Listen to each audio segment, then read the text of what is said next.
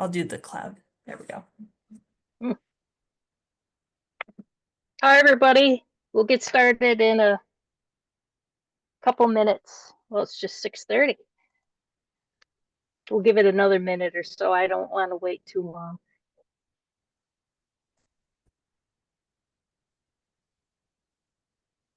So Rachel, I'll just say next. So why don't you go to the next just to show that screen.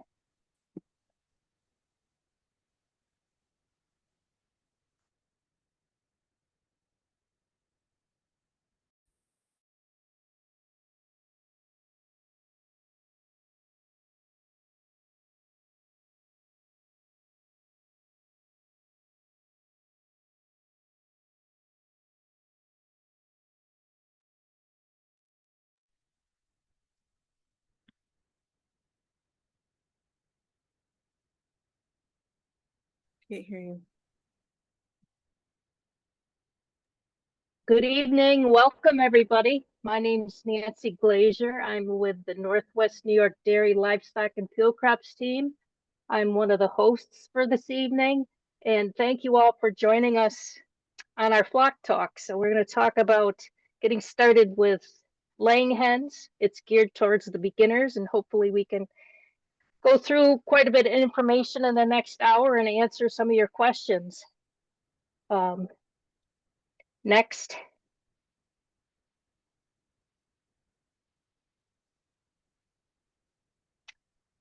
All right. So some things to think about before you get started and before you go out and actually purchase any chicks or chickens. You should talk with your municipality about whether or not their code allows you to have chickens. Talk with your code enforcement officer if you can't find the information online. We have there's a web address there at the bottom of the screen that shows a lot of the codes for a lot of municipalities in New York and across the country. So that can help find some of that information for you, whether or not birds are allowed in your town or your village. Some towns require an education component to having birds, so you can find that out. Some municipalities will let you have birds if you have a variance. So talk to your officials on that. Some require licensing, excuse me, whether it's an annual license or a one-time one. And just some regulations to consider. Where you have your hen house, what the distance is to your neighbors or to your residents. In New York State, you're required to have 6 birds when you purchase those at your local farm store. Some municipalities will not allow roosters, so make sure you check that out. And some require a certain amount of floor space for your birds. And there can be odor concerns, so pay attention to that and some other things as well. Next.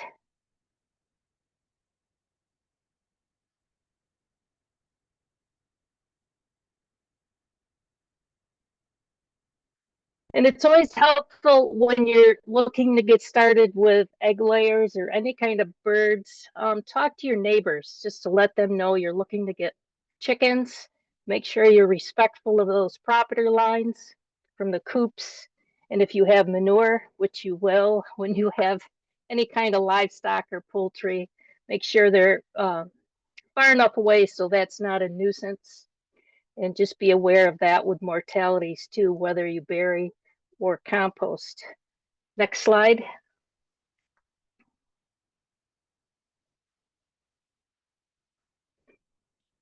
So if you have live birds or any kind of livestock, just prepare yourself. You may have dead birds. And then lots of times there's unknown causes.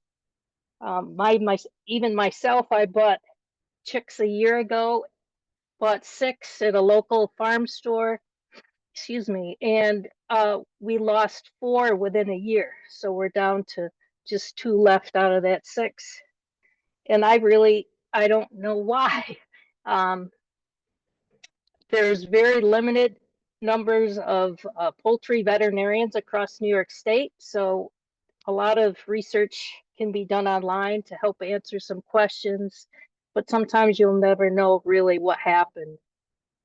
And prepare yourself for predators. There's foxes, even in suburban areas, other predators that may take your birds, even owls, hawks. So just be careful of that. And when you get started, kind of think through what your goals are. Are you looking to do it just for fun?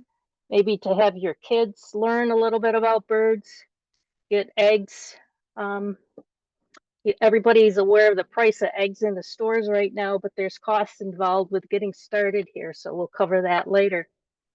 Production, it takes a little bit when you go from an egg or even a chick, and can take 21 to say 24 weeks, depending on the breed. And you may get eggs once a day from birds. That may slack off a little bit. So prepare yourself maybe 200 to 250 eggs a year. That's a lot of eggs. Even after that production declines after a couple of years, it's still a lot of eggs that you either need to use, sell, or give to your friends and neighbors. There's a lot of manure production, so be aware of that, and you'll have to do something with it. If you have a home garden, it's always helpful to compost first so you don't burn any of your plants, garden plants or vegetation. And what about those roosters that you may get? Even if you're buying sexed pullets, once in a while you'll get a rooster, since it's about, I think, 90% success rate in sexing. So what will you do with it? And not just drop it off at a neighbor's farm or something. So next, I think it's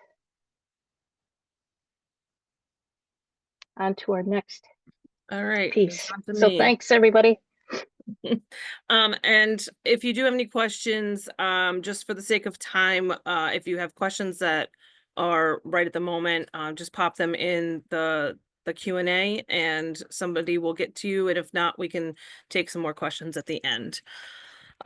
So I'm Rachel, and I'm going to talk to you about just from start to finish what you're going to need and how you're going to get that bird to start laying, and just some other things that Nancy actually already talked about. So so what to buy, this again goes back to those goals. What kind of chickens do you want? Obviously we're talking about laying hens, but you have straight run, which a lot of the Tractor Supplies and stuff sell, which means they are a mix of male and female.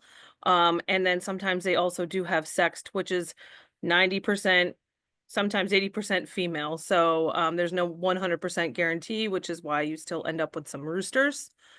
You can skip that and go right to pullets, which are females under a year old. You have starter pullets, and they're fully feathered, but not of laying age yet.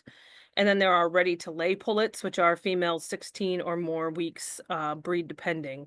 And we're going to talk a lot about this with breed depending, because there are some that are production and some that are not, or more of your heritage breeds.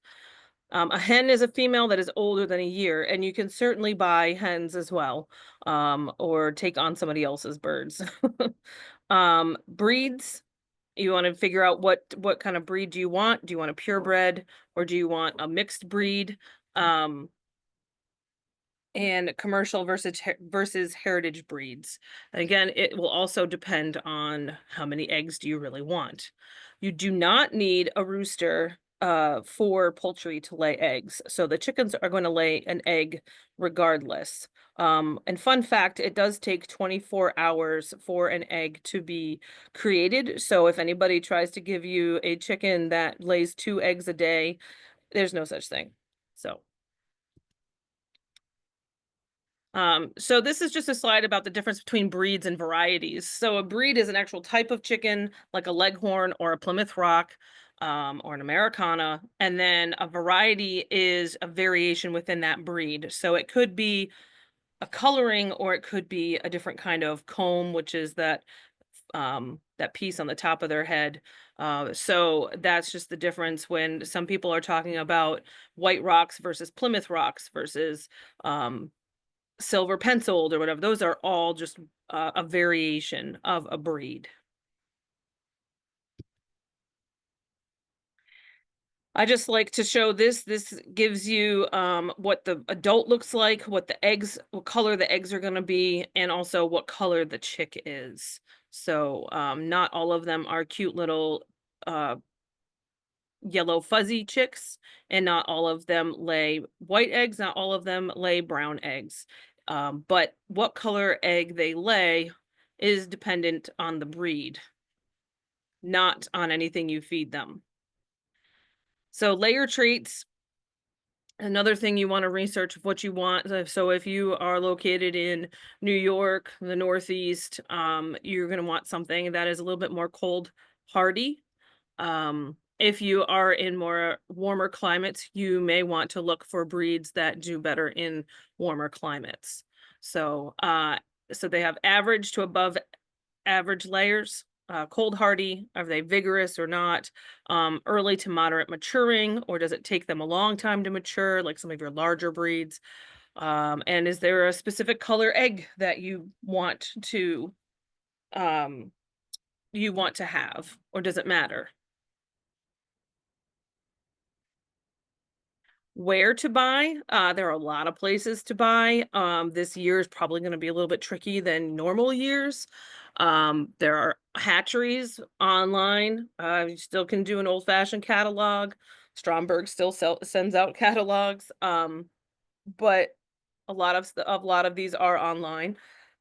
You can find local farms. There really are not a lot of farms in our area that do raise and sell chicks and pullets to a certain quantity. So just keep that in mind. And I only put Facebook pages on there just because there are some local people who do, who may have some extra pullets that they're looking to get rid of if you're only looking for like, 6 to 10 birds. And the local agricultural stores, Tractor Supplies, Agways, Southern States, any of those local stores usually have them. Um, but here's the caveat, make sure that you're purchasing chicks from an NPIP certified hatchery. And I'm gonna have somebody else chime in here if I screw this one up. National Poultry Improvement Plan. I got it. They just do they they are vaccinating those birds with certain and using certain protocols to make sure that diseases that have not been around stay gone. So that's an important thing to do. You want to make sure that you're getting healthy birds. Um, and another thing to think about, I didn't have in here, but is uh, when you are getting birds um, from local farms or those Facebook pages too. Um, that rule of 6 applies to chicks up to a certain age. Once they are over a certain amount of weeks, um, then you don't necessarily need to just get 6. So if you're really only looking for 3 birds, I suggest you maybe look at older birds instead of, the chicks. Um, and then also when you receive your chicks, making sure in the mail, if you get them in the mail, making sure to dunk their beaks in the water as soon as possible. They don't have anybody to show them where the water is. That's what mom usually would do. So this is just so they know where that water supply is, because when you do get them in the mail, they literally are like 2 days old. So brooding chicks, this is if you decide to get chicks. And again, is if you get them in the mail, you're going to get them at 2 days of age. If you get them from Tractor Supply, they could be, or any of those stores, they could be several days old to several weeks old. So you just need to know the age so you know what temperature to start them at and what you're going to need. But a brooder, usually chicks are started between 90 and 92 degrees Fahrenheit. And each week you tend to lower the temperature 5 degrees. Um, Use a solid brooder guard if you have large area that you're raising chicks. I used a giant kiddie pool, and I had to extend the sides up. I bought something to extend the sides up, just and put a cover over top so that they didn't get out as they got older. Um, and also feed and water chicks immediately after they are placed in the brooding area. They should always have their food and water with them. Keep it dry and providing a bedding material and preferably a dry bedding material. And they require about half a square foot of space each, and that's when they're small, and as they grow, they're gonna it and they get to more of pullet size, they're gonna need more space. When overcrowding happens, scary things happen. Um, this is just to show you, this is with a heat lamp, and I'm sure Michelle is gonna go over everything that, cost production wise that goes into this, but when you use heat lamps, which you will need some sort of heat source for them, your electric bill also does go up. So this is just showing, with the right temperature, this is the spacing with the smiley, yellow smiley faces where the temperature is just right for them. But if it's too cold, they will huddle. And sometimes if they have a corner to huddle in, especially when they're young, you will get trampled or smothered birds and they will die. Or you can get injuries as well. If they're too hot, you also have heat stress is also an issue. But they, obviously they're like as far away from that heat source as possible. And then too drafty, they're clearly away from whatever that draft spot is. But again, you could potentially have some trampling or smothering effects. So provide access to food and fresh water at all times. You want to feed free choice. At this stage, you do not want to limit their feed. You want to make sure they always have a food available for growth purposes. Proper feeder sizes too. You want to make sure that they're able to get in and to get that feed. And down in the corner, you'll see one of the smaller feeders. And sometimes even if like if you get a bantam or something that's even smaller, sometimes you may, or just to get them started eating, you may have to take that lid off. Yes, they'll make a mess, but at least they can get to the feed more readily, and then you can put the lid back on once they figure it out. Um, feed a complete ration specific to chicks. It needs to be high in protein. It's a rich formula. It's just like when we have our own kids, there is a specific formula for our babies or our own whatever we're, deciding to give them, or toddlers, because we want them to have the best nutrition, and it's the same thing for baby animals. So you want to feed a chick starter or grower diet for the first 0 to 18 weeks, or the first egg appears. Um, and we put starter slash grower in there only because some places offer both, but a lot of places will just have a grower feed. So, making sure that you're getting the proper feed for those. Only feed chicks medicated feed for coccidiosis if they haven't gotten vaccinated for it. And if you are vaccinating them or giving them a medicated feed, you could also use a liquid that goes in their water for 8 to 12 weeks. We do have more information on that if you're interested in what that is and why you need to do that. But coccidiosis will kill birds very quickly. Do not feed chicks homemade feed, and this goes back to that, a formulated diet for them. You really want to make sure that they're getting every all the nutrients and vitamins that they can. There are deficiencies that can happen. You get birds that will have weak or bad legs, crooked wings, any of those things that, they could potentially even die if they don't have the proper nutrition. So if it's a route that you want to take going more of a homemade feed, you need to wait until those birds are older. And I always recommend working with a nutritionist or somebody who knows the bird's needs. Um, so pullets. Pullets are females under a year old. That is by definition. And when they're about to start laying eggs. I know this term gets used around, thrown around a lot. Pullets are females only. Most breeds start laying at about 5 to 8 months. There are some that might be a little sooner than that, but it's breed specific. And those are tend to be your higher commercial breeds. Um, and some of your fancier looking breeds tend to start later and have lower egg amounts as well.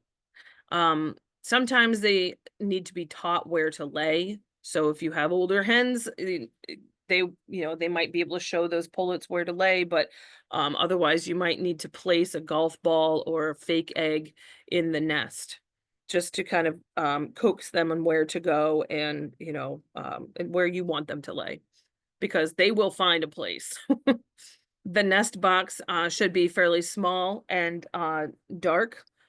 They need to feel like it's a safe place to lay. However, I have had birds cram themselves. I've had like up to 5 chickens in one nesting box. So they also have their favorites. Laying hens are full-grown hens that will lay on average 150 to 300 eggs a year, and again, it depends on the breeds. Production drops significantly after 2 years of age, which Nancy had a slide that showed that. Their peak production is really not much after they start laying eggs. But some breeds, will hang on there and give you an egg every once in a while for a long time, and some don't. They slow down or stop laying in the winter. When the light levels drop, chickens are very light sensitive, so daylight length sensitive. And so you can add supplemental light to maintain production if you want to have eggs throughout the winter. And there is a way to do that. So, but they need to have a consistent about 15 hours of light total a day. Timers work well for that. Um, Chickens will molt every year or so. This is when they lose their feathers and grow new ones. So they have a lot of their energy going into their feather growth. And so is also a time where they will stop laying eggs because they don't have enough energy to do both. And they also can look really naked, or sometimes they just look like they got a few feathers plucked out, depending on how hard they're molting. Some equipment you'll need. This again will vary on your operation and the type that you want to do. I am very much that's why it says get creative at the bottom. I'm very much a do-it-yourself person to save a few dollars, but you also want to make sure that you have the right size and materials. So you'll need some sort of a feeder and depending on how many birds you want to make sure that you have enough feeders, waterers as well, different styles of waterers, heat lamps, again, this depends on your setup and if you're going to be doing brooding, um, fencing, if you're doing fencing, what kind of fencing, uh, laying needs, you're going to need nesting boxes, 1 box for 4 birds, roughly. Um, it's always good even if you end up with 6 birds, you might want to have 3 or 4 boxes just because again sometimes they will fight over boxes. You can certainly purchase nesting boxes in certain sizes. You want to make sure that the size fits the bird. If you have a bigger breed, you want to make sure that you have a bigger box. You can fill them with straw or any other clean, soft, organic materials. However, they do make some synthetic materials as well. Um, my own suggestion from personal experience, if you are going to use a synthetic material, do not change it after you just introduce the synthetic material. If you try to use a synthetic material after they've had an organic material, they do not like it. But synthetic materials are easier to clean and wash off. Avoid egg loss by mounting the nest boxes above floor level and providing enough nests and collecting eggs regularly. Some of the nesting boxes you can buy that get a little bit fancier will also have where you can roll the eggs into either back or forward into a collection area where the chickens can't get to them. So when we talk about nesting boxes and getting creative, there are a lot of options. I use crates and tubs and anything else that they'll go in. All right. Hopefully I'm not going too fast, but so what to feed? And obviously this varies. I don't have all the options on there of organic or non-GMO or anything like that. This really just has to do with the actual, what they need. So the grower is the higher protein. And protein is going to be, I know I have a picture of soybeans here, but I know some people are getting away from that. So there's peas and other, but it has to be a protein source, and a higher protein source for those growing birds. Pullets might come down a little bit more once they start laying. And then a layer ration can be anywhere from 15 to 18% as well. I actually feed an 18% layer feed. Um, oyster shells. Oyster shells are for calcium. Eggs are Eggshells are calcium based. So there is calcium in their feed diet, but I always give a free choice oyster shell. So some of those, especially some of your higher production birds, they might need a little bit extra calcium for those for the eggs. If you start getting soft shells, it could be because there's not enough calcium. It may not be necessary in free ranging birds, but even though I do have free range or did have free ranging birds, I still offered this calcium source. If they don't need it, they won't eat it. They can also use it as grit. So grit is basically little pebbles, little pieces of stone, and it's what they use to grind their food up in the gizzard. The gizzard is part of um, their stomach area, and it acts like the teeth that we have for them. So again, this you won't need to use grit if they are outdoors and have access to pebbles and stones. Um, Always have fresh, clean water available. And then the important piece is scratch and scraps. I feed scraps to my chickens. They're great at cleaning up some of your house table scraps and things like that, but you shouldn't make it a huge part of their diet. It doesn't give them all of their nutrition things, and it also tends to be a little bit kind of like equivalent for us. It's kind of like, you're eating a lot of candy and non-nutritious things versus the things that you actually need for your body to maintain homeostasis. So, and we're not just asking these birds for that, we're also asking them for production. So, it should be 10 to 20% of their diet. So just making sure that you're not giving them a whole lot of scraps or scratch. So some more feeding hints, proper feeder sizes, settings and height saves feed. Their chickens like to scratch and they like to scratch feed. So if there's no covers or anything, a lot of times it will scratch the feed all over. Um, and then you get a lot of songbirds that come in, and you get rats, and you get all sorts of critters that like to clean up behind them. Um, Keep feeder lip at back height. And then again, this is just for waste, to keep it from waste. Provide a 3-inch feed space per bird. Feeders and waterers should be raised as birds get older. Keep fresh feed available at all times. Limit the amount of feed and feeders to avoid waste and pets. So don't necessarily fill it all the way to the tippy top, because they might actually just waste some of that. And once you've fed them several, you get a feeling for like how much they're going through a day. Because I would also minimize how much feed you have left outside or out in general. Um, to deter rodents. If leftover feed is not clean or palatable, remove it before refilling the feeders. So you just want to make sure that it's not going to, you're not putting clean feed on old moldy feed. And clean feeders and water containers regularly. They like to poop on things. They like to walk all over things. Pasture poultry still need feed. So even if they have access to outdoors and grass and whatnot, chickens actually are not grass based.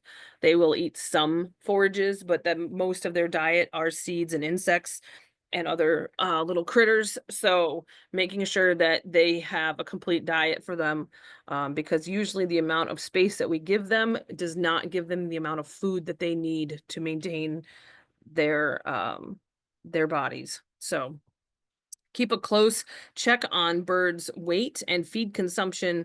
That's a big indicator for bird health. Should be for, not or. Because if you know what your healthy birds, how they react and what they look like, then you'll know if something's off. Importance of water. Water is the forgotten nutrient usually. It must be clean and cool at all times. Don't create a soup of bacteria. So that's when we have, hot water or heated water or anything like that, where you tend to get more bacteria.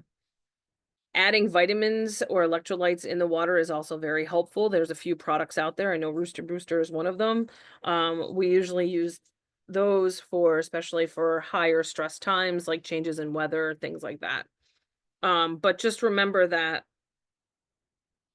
just like a lot of other animals, including ourselves, we can survive longer on water than we can with lack of food. So making sure that you cannot survive without water, right? Like you can, then you can food. So making sure that they always have a good source of water.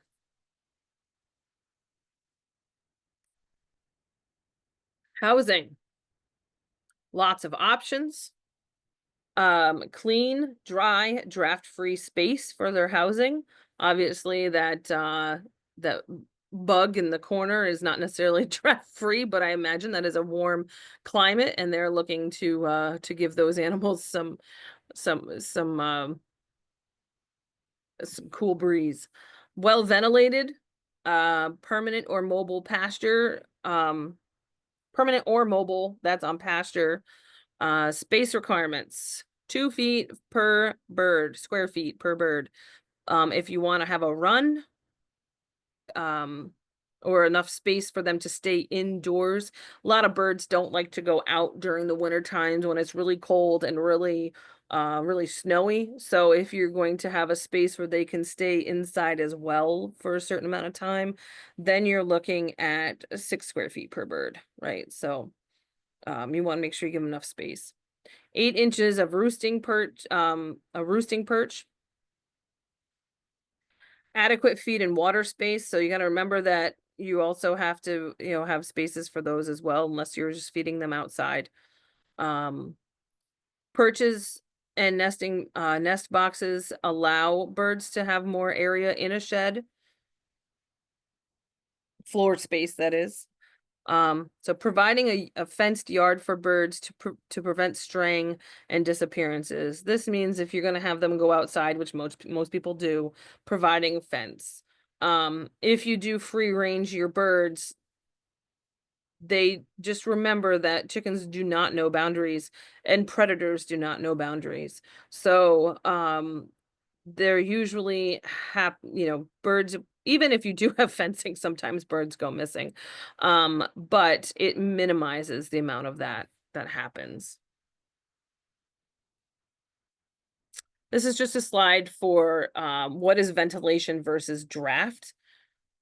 So we want to make sure that the birds have good airflow, fresh air. They have a lot of ammonia in their manure, which can cause some upper respiratory issues. So we want to make sure that they have a good ventilation and airflow, but we don't want drafts, at least especially in colder weather, because we want to make sure that the birds also stay healthy that way. Because if they constantly have air flowing over them, they cannot maintain their body temperature. as well, and they'll need more energy for that. So this just shows the red shows what a draft is and where the draft goes, and the ventilation show the green shows the ventilation.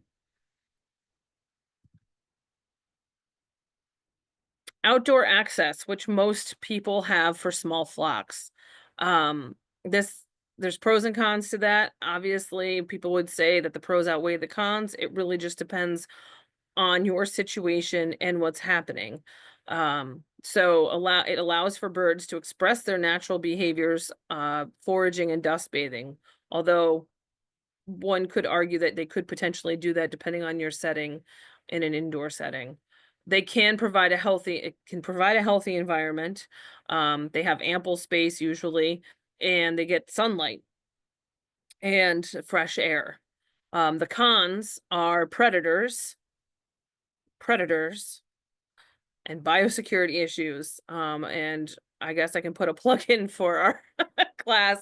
I believe it's next week. We're also having a talk on the HPAI, the high pathogen avian influenza. And that is obviously, you could potentially pass it to birds if they're indoors as well. But if the birds have access to outdoor birds, it obviously increases their chance of getting infected much more. So just things to think about. This is not to sway you one way or another. It's just the reality. So this is a really nice setup until I click my button again, but this is actually, it has plenty of space for those chickens, and they've got their compost pile, and they've got their garden raised beds. So what to do with waste and pests? So one hen produces about half a pound of poop a week, or two 2 feet cubed a year. And then frequent cleaning will and so you just got to think about, that's one hen, right? So depending on how many birds you have, you want to, multiply that. And then so frequent cleaning will promote odor and will control odor, sorry, and promote health. So just want to keep those things in mind. A lot of people, to do that, they will compost their manure. Chicken manure is extremely rich, or what we call extremely hot. And I've known somebody who's done this before, where if you do straight chicken manure on seeds, you will burn those seeds and kill them. So a lot of times with chicken manure, we highly recommend that you compost the manure and then use it as a manure, as fertilizer or compost for those gardens. Which means you can use it for your own setup. If you have neighbors or other people who are looking for fertilizer, you can certainly, sell it or give it away. Um, and so just having a plan of what to do with the manure, and also knowing, which I know I had it in the picture and I didn't mention it, but it's some of your tools that you're going to need. You will need a way to clean out your pens as well. So just keeping that in mind, making sure you have the proper sized shovel or rake or whatever your setup is to clean out the waste. Pests, you will get pests, and you will get pests that you don't want for multiple reasons. But a lot of it is the chicken feed draws animals. And you would never think that they were a pest, but I have a lot of finches that love to eat my chicken feed, and I do not like them. They are around all the time, and they are annoying. And they poop on everything. So you will get pests. Flies are another one, and they will also end up in your house too if you have your chickens close to your house. So this is where you also want to clean your waste regularly, because it controls fly populations, and decreases, bacteria and, that the chickens have access to. Basically, you want to give them a healthy area. Um, Storing feed, especially in metal containers, because rats and mice can chew through plastic. Rubbermaid products are a heavier duty or plastic and do deter them. but it's still plastic, and eventually they can still chew through it if they are very determined. But the feed does attract them, and you just need to have a plan for them. Um, because rats can, and mice and raccoons can come, and you name it, they'll come, they'll get the feed. And if they have a source of feed, they will also breed there. Oh, it's not what I wanted to do. There we go. And lastly, for me, predators. Fun fact, predators, rats ended up being predators for my meat chicks. So that's fun too. You will get predators, other animals like chicken too. And it depends on how well you deter them on, you know, whether they stick around or not. Usual suspects are canines, and that includes domestic dogs. Your dog, your neighbor's dog. My sister can't have chickens because her dog eats them. She will kill them. So just keep that in mind. But that's also foxes and coyotes, any kind of canine. Snakes, cats, again, can be a barn cat, can be a wild cat. A possum, weasel. I even had skunks take out my chickens. Um, in the weasel family, hopefully you don't have them, but fishers, you know, they also will take out chickens. And then birds of prey. That includes owls, you know, hawks, anything that's large enough that can take out a chicken. So you want to do some predator proofing if you're going to let them outside.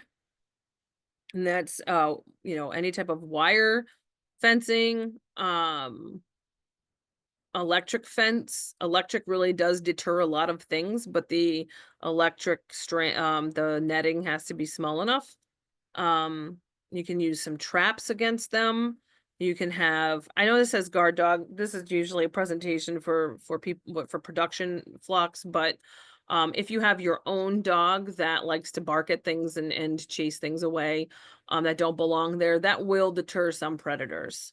So there are other ways to do this, but when you are also predator proofing, you do need to remember that some of those predators can dig. And so just having a little like wire fence around the outside isn't always, you know, sometimes you actually have to put some wire mesh underneath if they can dig up inside. But this is also a number, I know I don't have it on here, but a reason for you to lock your chickens in at night. And it keeps them safe, and keeping that coop up off the ground so that those predators cannot get in through the ground. Um, and these are a couple references. I could probably pop those in the chat or something afterwards. They're articles on, you know, how to know what kind of predator you have, and how to, you know, um help deter those predators. So with that, Michelle. All right, thank you, Rachel. My name is Michelle Proscia. I am Ag Program Manager down in Sullivan County Cooperative Extension. And I'm going to be talking about a good old budget. You know, how much does this cost? So thankfully, I want to give thanks out to Michelle Ledoux out of Cornell Cooperative Extension in Lewis County for providing wonderful budget numbers for us. She spent one of her Sundays there going ahead and getting that. So based on what you are trying to do, whether you are trying to figure out if you are buying chickens for reducing your grocery bill, or you are buying chickens to include them in your family or just to raise them, whatever that may be, you know, that will be what you'll decide on how your budget will play out. So now that we've got that back there, I'm sorry. that's okay. You go ahead to the next slide there.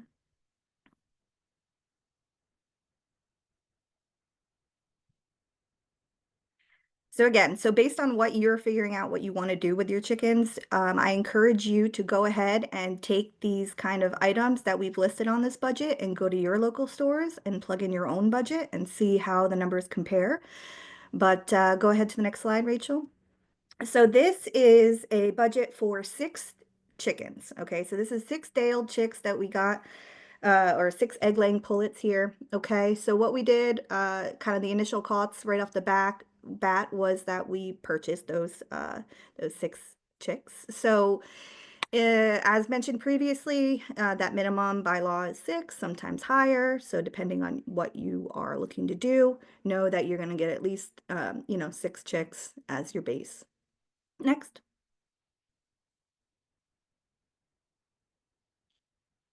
Again, Rachel spoke on all this equipment that we had. So these are just some items that were pulled out. And remember that if you are raising chicks and using a brooder, to make sure that that brooder, that box basically is not flammable.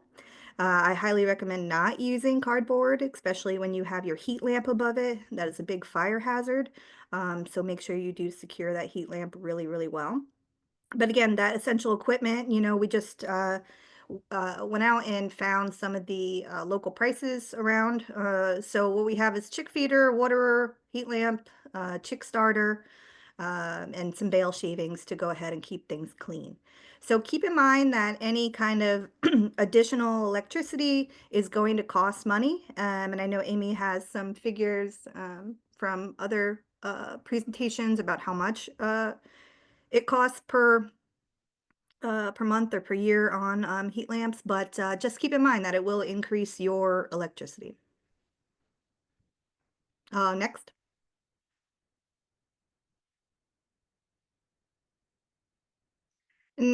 So obviously after you've put them into their brooder, they've got to be fed. So this is something that's going to happen from day one that you bring them home. You're going to have to feed them every day. And this is an ongoing feed cost.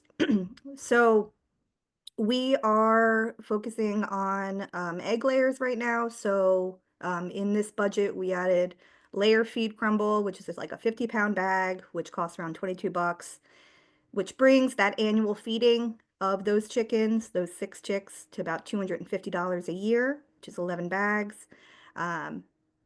Know that if you are using, non-GMO or organic feed, there is going to be an increase in price on the feed costs. And just so you know, you can do your own math as well. Those 6 chickens consume about 1.68 pounds in the winter and 1.38 pounds in the summer. So you can know how many chickens you have, how much feed you'll need to purchase, and how much everything will cost you. Next.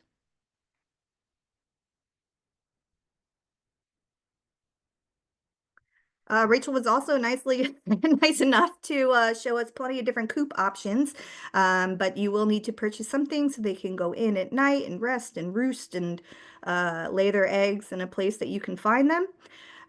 So, just looking out at additional costs here, egg cartons, egg baskets, like if you're going to put your eggs in something, and of course a chicken coop. That was, on average. You can go, with the Cadillac version of chicken coops, or, I don't know, lesser version of chicken coops, however you like. And you can be creative too. Next. Now, of course, fencing, I highly recommend getting some kind of electric mesh net if you are going to be pasture raising or putting these out in your yard or whatever this may be. You're doing your best to kind of effectively control predators by at least putting up a deterrent. An electric mesh net is not a 100% foolproof way of preventing predators to come into your flock. In fact, the net is more likely to keep your chickens in than keep, some predators out. But, you just got to be aware, you can do higher level fencing, poultry, the metal poultry nets as well. Those help. Next.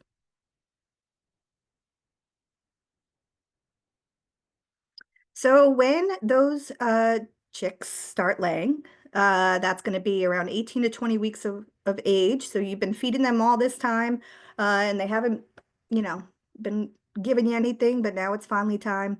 So when those eggs, when those chickens reach production age, they're going to give you about 3.5 dozen eggs per week. So that's every day or every week, you know, so just be aware that that's what you're going to get. So either A, have a plan on what to do with all those eggs, or B, be a really good baker, one of the two.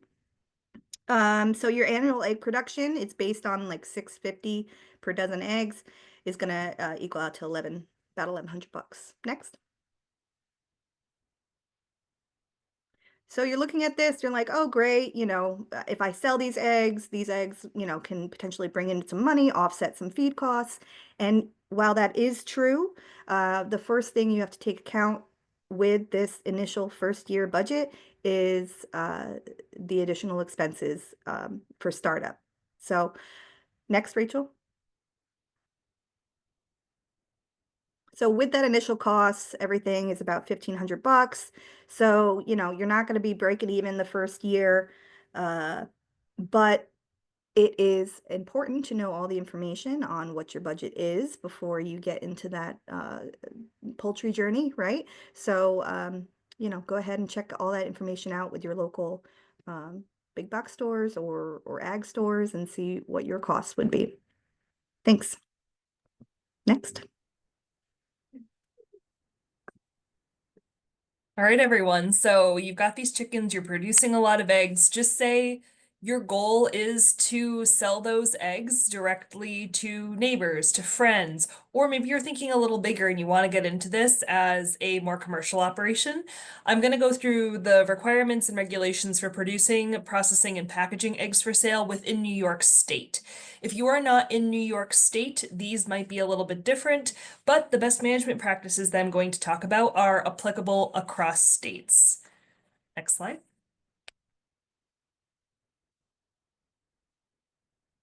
All right, so quality begins in the coop.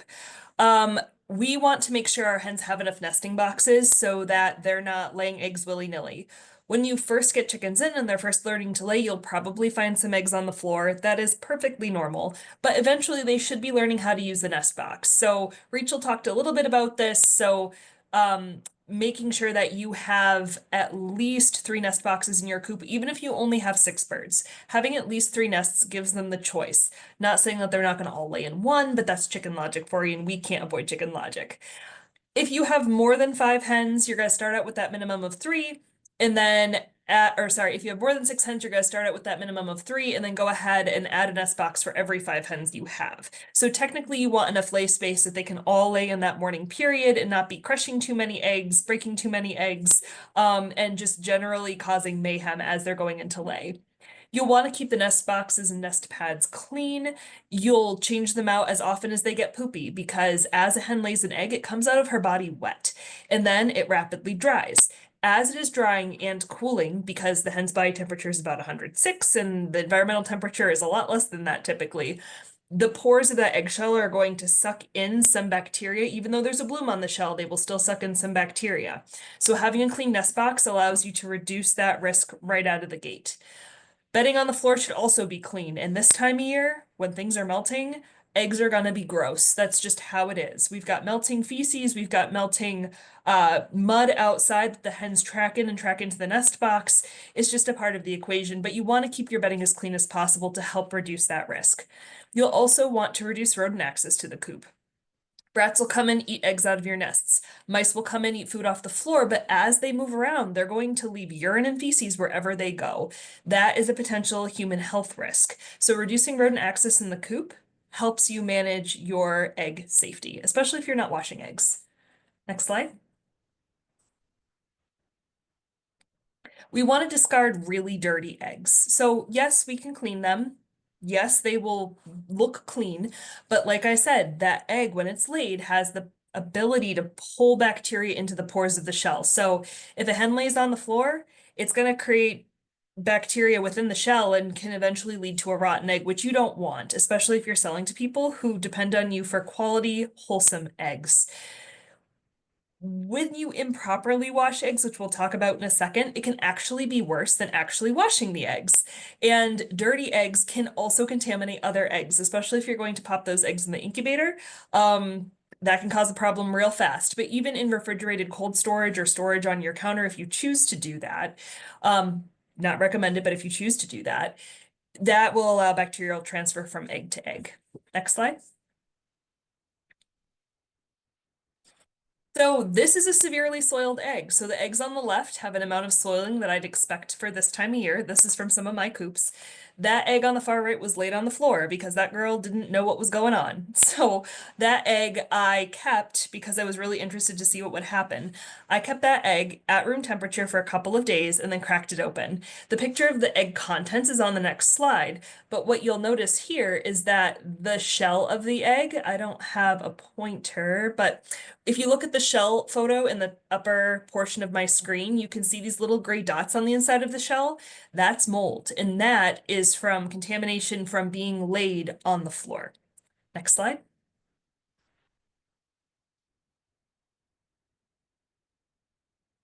And this is your fair warning and something you will hear from all of us in Extension all the time. Do not keep your Easter eggs. Easter eggs are eggs that are laid outside of the nest box and usually in hidden nests. Hens have this innate responsibility to find a really dark, secluded place to lay their eggs. It's natural for them. They want their clutch to be safe. However, us humans will eventually find that clutch, and it may be really tempting to collect those eggs, especially this time where eggs are so expensive. We want to be able to keep as many of those as we can. We can float test them. No, don't do it. Because as you saw in the last slide, just 3 days resulted in some really gnarly interior bacterial contamination. With these Easter eggs, we don't know how old the nest is. Sometimes we find it a couple days after the hens have gone on, sometimes it's a couple of weeks. Are they fertile? If they're fertile and there's been a hen coming on and off or multiple hens coming on and off, some of those eggs may be developing, and you could theoretically crack open eggs with developing embryos in them. We already talked about rotten and bacterial contamination, and we also don't know whose eggs they are. So for instance, you just say you have 2 coops. You've got a group of older birds and a group of younger birds that you're bringing in, and you're going to eventually integrate them with your older birds. You're treating your old birds for internal parasites. Those eggs have to be discarded. Now, if your younger birds are also laying and your older birds are laying too, and you find an Easter egg nest, you don't know if those eggs have been from a treated bird or not. So it's just really good practice to take those eggs, put them right in the compost, crack them open, put them right in the compost. Don't even play that game. Next slide.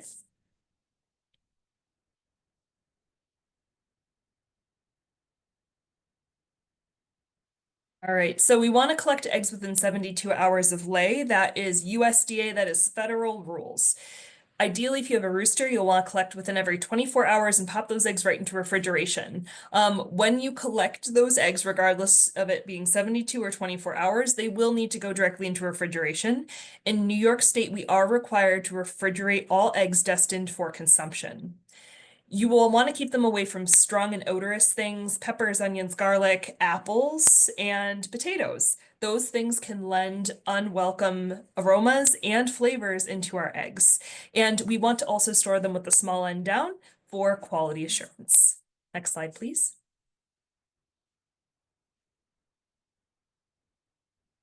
All right, so to wash or not to wash. So I already said that by law in New York State, we have to refrigerate our eggs. That is a national law that's trickled down to the state level. Now, do we have to wash them?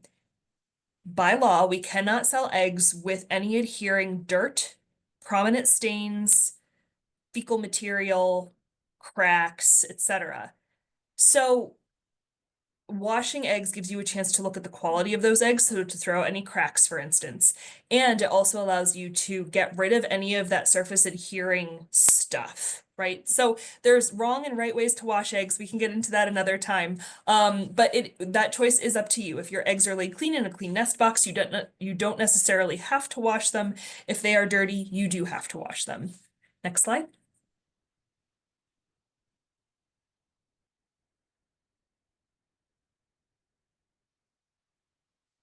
And honestly, if you're selling eggs, you want to keep your brand where you want to keep your brand, right? We want to produce high quality eggs to have our consumers coming back to us even after this whole bird flu thing ends and egg prices go back to some semblance of normal. That means we want to sell eggs that are clean, without cracks in their shells. The interiors don't have blood spots or developing embryos or rot.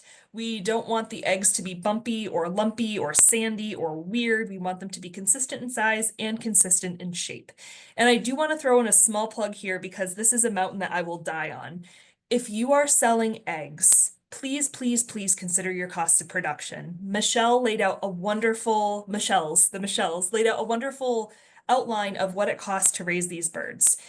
Many folks sell eggs for the cost of feed, and I don't think there's anything wrong with that to a point. If you are selling eggs with the intention of earning a profit, please review your production inputs and sell eggs at a competitive price with the rest of your farming community. There are many farmers in your community who depend on the income from eggs to sustain their business, and if you are undercutting them purposely, that is not fair to them. So please price accordingly. Off my high horse. Next slide, please.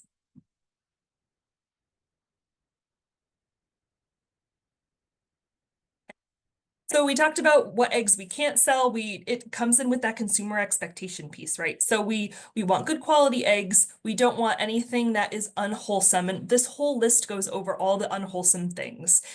The eggs that are in these pictures are eggs from hens in a small backyard flock, and these are all sorts of different rots and bacterial contamination and bloody eggs that I've found through cracking those eggs open. So this happens, it happens no matter what feed we're feeding, what breed of chicken we have, how we're managing those hens, these things happen. So checking through those eggs and making sure they're good quality before you sell them is really important. Next slide. So for regulations regarding egg cartons, we will send you the link to these regulations. It comes in a document that actually outlines all of these things that I just talked about today. But we want to make sure that you have your identifying information on that carton so that if there ever is a need to trace those eggs back to the source, that can be done. It is also a way for you to advertise your eggs. So if people really like them, they can go ahead and purchase those off of you. You also need the word eggs on the carton, the number of eggs within the carton, and a keep refrigerated statement and handling instructions. Again, those are all going to be outlined in the document I'm sending you, and you only need to adhere to these for eggs that you are selling. Next slide.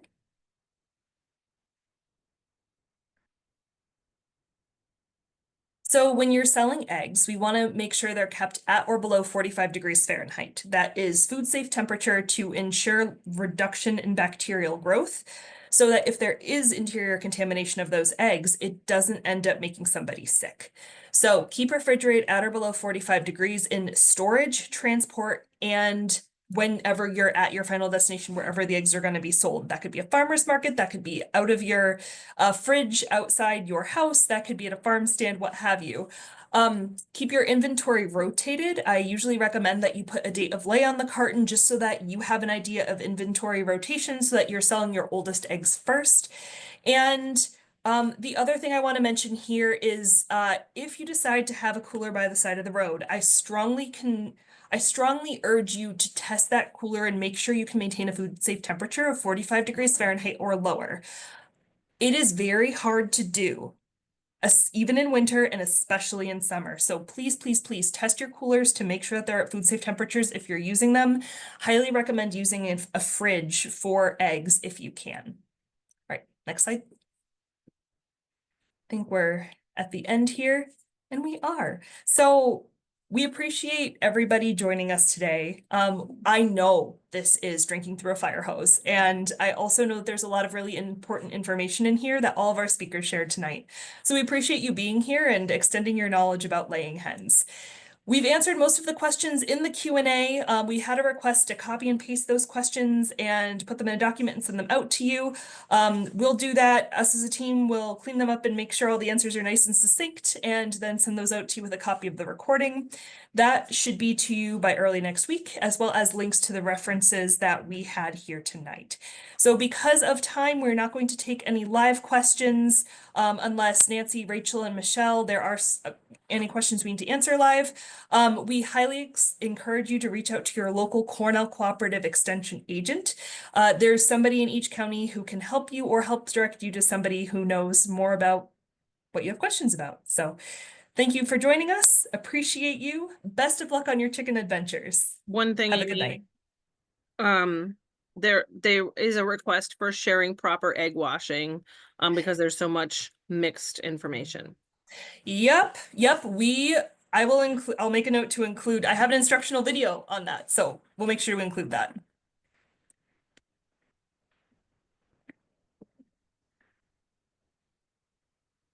Thanks, Amy.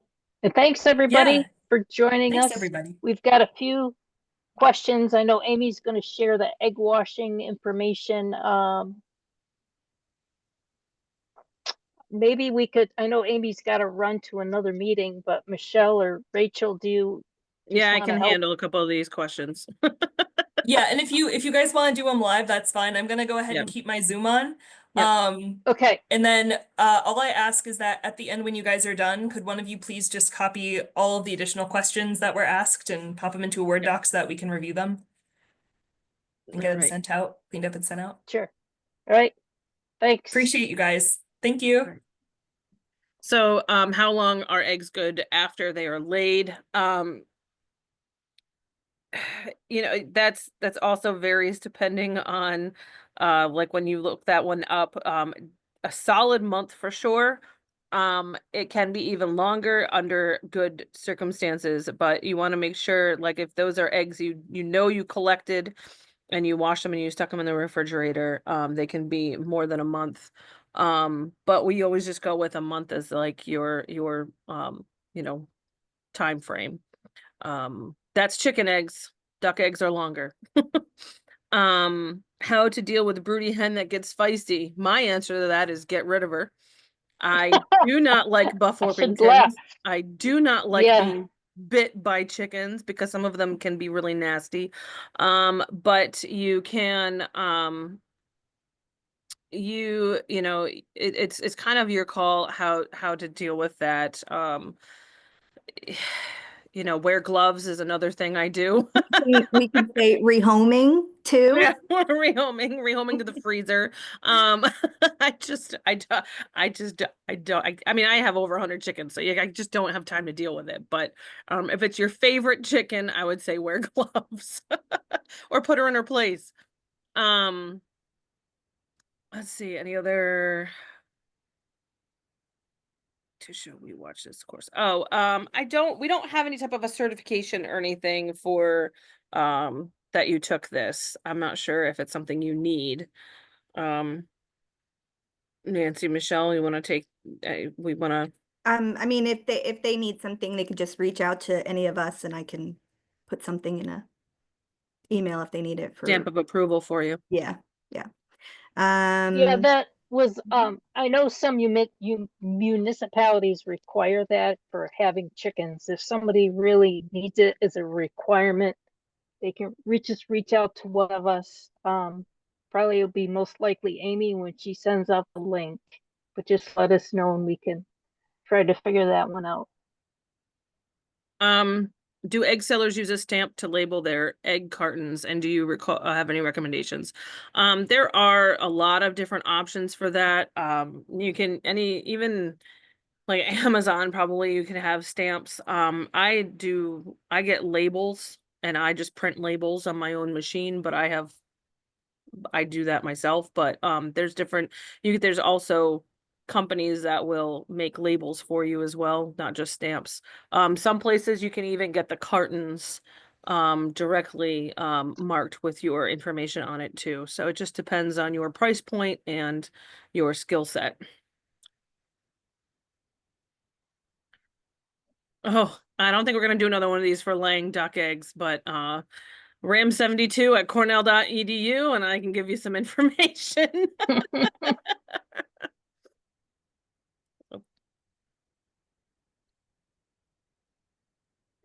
I do see somebody put in there about disposing of deceased chickens.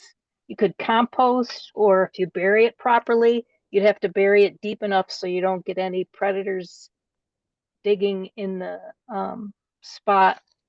But composting is a great way to get rid of mortalities with some wood chips.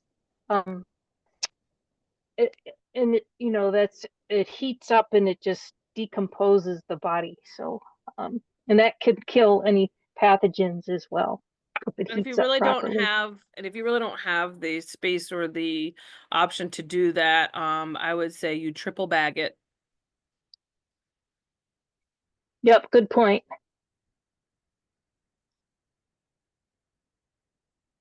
So, is that it? I finished up the Yeah, it is. last question, so we should be.